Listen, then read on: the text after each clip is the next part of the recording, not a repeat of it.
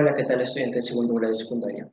El día de hoy vamos a conocer un poco más de la biografía de uno de los grandes escritores de la literatura peruana. Pero antes de empezar, quiero que escuches lo siguiente. De las flores, la violeta; de los emblemas, la cruz; de las naciones, mi tierra; y de las mujeres, tú. ¿Sabes a quién le pertenece esto? Esta pequeña frasecita. Esta frase le pertenece a la siguiente persona que se le conoce como el bibliotecario mendigo. Te harás la pregunta, ¿a quién, ¿a quién se le conoce? ¿Verdad? Muy bien, este personaje es este personaje es don Manuel Ricardo Palma Carrillo. Este personaje nació el 7 de febrero del año 1833 en la ciudad de Lima y muere el 6 de octubre en el año 1919. Aparte de ser escritor, fue político, fue una persona, eh, fue un romántico, fue un costumbrista, fue un tradicionalista, pero ojo, ¿tú sabías que en el año 1985, el Banco Central de Reserva del Perú puso a circulación un billete de 10 intis con la imagen de este personaje? Bueno, a continuación he preparado un video con todo el ánimo posible para que tú lo puedas visualizar y puedas entender un poco más. No te olvides de tomar apuntes en tus cuadernos y un poco más de la biografía de Ricardo Palma, uno de los grandes escritores de la literatura peruana. Ricardo Palma nació en Lima en el año 1833. Fue hijo de una familia humilde. Sus padres fueron Pedro Palma y Dominga Soriano. En el año 1849 estudió en el conventicio de San Carlos, cuando era dirigido por el sacerdote y pensador tradicionalista Bartolomé Herrera. En este año escribió su primer drama teatral que nunca fue representado. Luego, en el año 1853 pasa a formar parte del cuerpo político de la Armada Peruana como oficial de tercera.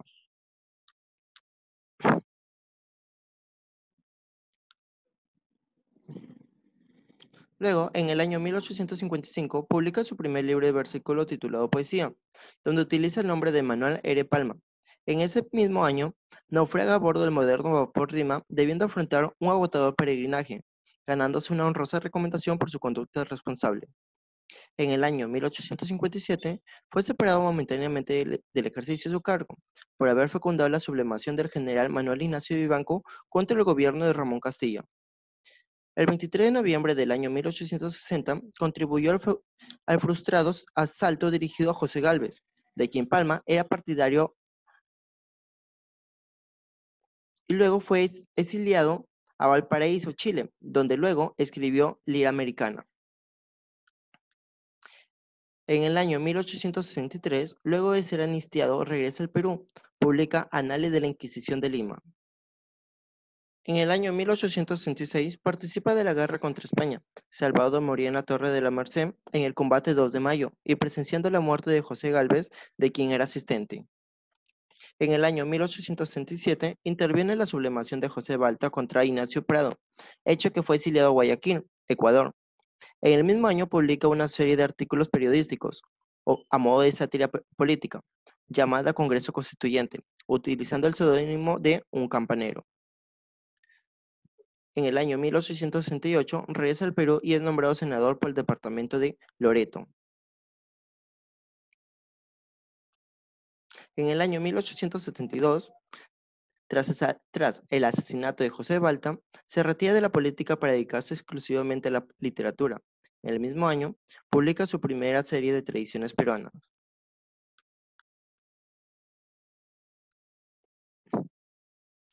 En el año 1874 y 1875, publica la segunda y tercera serie respectivamente de las tradiciones peruanas. En el año 1876 se casa con Cristina Román, con quien tiene 6 hijos. En el año 1877 publica la cuarta serie de tradiciones peruanas y además su libro de poesía y su ensayo Montegudios. Monteagudo y Sánchez Carrión. En el año 1868 fue nombrado miembro correspondiente de la Real Academia Española. En el año 1881, Palma ya era un literato reconocido por el continente latinoamericano. Aún así participó en la defensa de Lima, en particular en la batalla de Miraflores. Luego, los chilenos incendiaron su casa ocasionando la irreparable pérdida de su biblioteca con cerca de 4.000 volúmenes. Por consiguiente, tomó la decisión de no volver a escribir.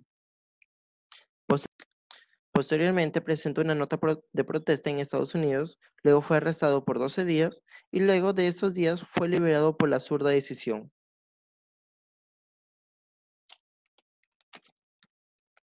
En el año 1883, decepcionado, iba a aceptar la propuesta que le hizo el Diario de Buenos Aires para ejercer el cargo de redactor, pero el presidente Miguel Iglesias lo convenció para que tomara a cargo la Biblioteca Nacional del Perú, que se encontraba totalmente destruida por el incendio y saqueo ocasionado por las tropas chilenas.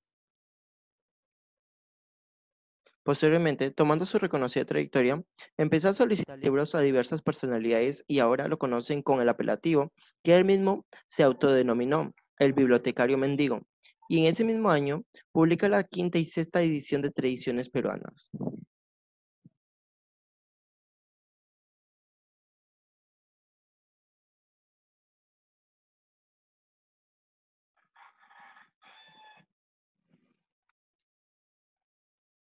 Luego, en el año 1884, el 28 de julio, Ricardo Palma reabre la Biblioteca Nacional.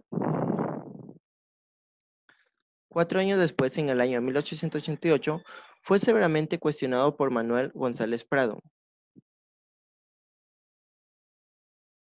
en el discurso del Politeama. En el año 1889,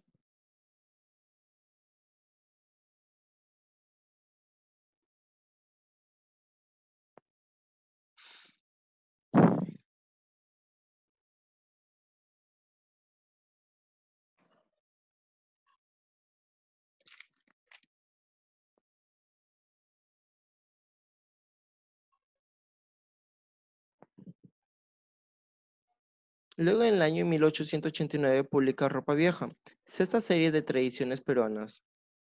En el año 1890, con motivo de la colocación de la primera piedra del monumento al Libertador San Martín, escribe su poema A San Martín, criticando su derecho a la conquista y a la barbarie que había levantado Chile en la América del Libertador, obra que fue duramente criticado por el gobierno chileno.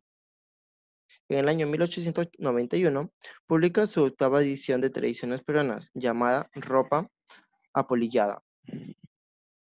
Luego, en el año 1892, publica Filigranas, el que sería el último poemario. En el año 1801, publica Tradiciones en Salsa Verde,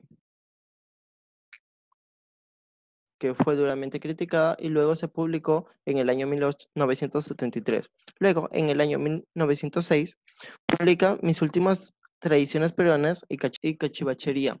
Luego, en el año 1910, publica Apéndice a mis últimas tradiciones peruanas, realizando así su obra, siendo reconocido a nivel nacional y a nivel del extranjero.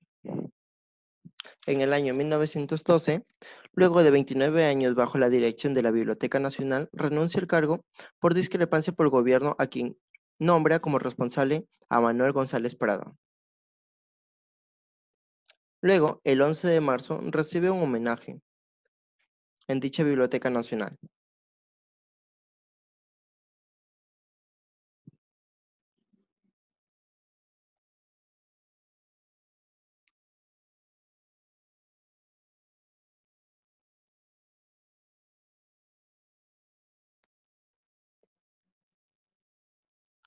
Luego de su cargo, decide vivir en su casa de Miraflores, donde pasó sus últimos días de su vida recibiendo jóvenes literatos. En el año 1919, muere el 6 de octubre a los 76 años, rodeado por sus hijos y nietos, siendo enterrado con honras fúnebres correspondientes a ministros de Estados, declarándose duelo nacional. Actualmente, su casa ha sido convertido en museo.